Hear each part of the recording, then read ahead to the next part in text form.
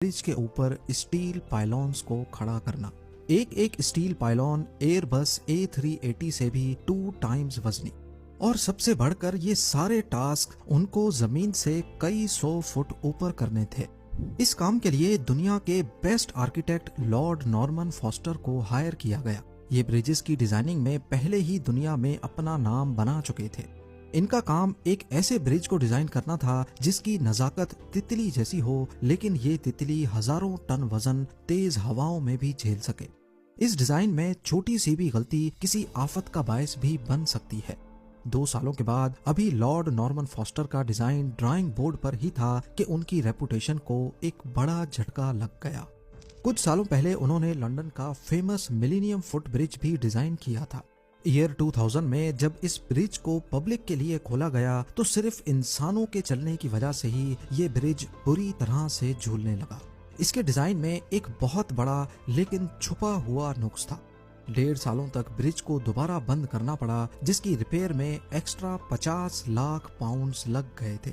अगर ऐसा ही design flaw millennium bridge से 15 टाइम्स ज्यादा ऊंचे मिलाऊ वायरडक्ट में निकला तो तबाही का अंदाजा लगाना भी मुश्किल होगा। सालों की मेहनत के बाद फॉस्टर एक शानदार डिजाइन पेश कर चुके थे। ब्रिज के टोटल 7 पिलर्स डिजाइन किए गए और इसके ऊपर रोड कर्व शेप में होगा। पर मसला ये था कि पिलर नंबर 2 की हाइट सबसे बड़ी होगी, जबकि बाकी 6 पिलर्स स्लोप पर बनेंगे।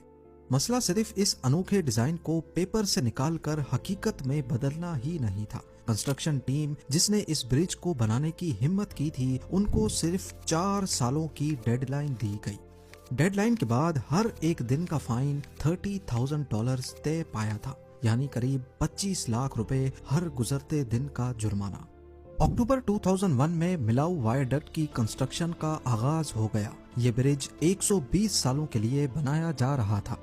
कंस्ट्रक्शन की शुरुआत पिलर्स की फाउंडेशन डालने से हुई, लेकिन उठते साथ ही जियोलॉजिस्ट की तरफ से एक बुरी खबर आ पहुंची।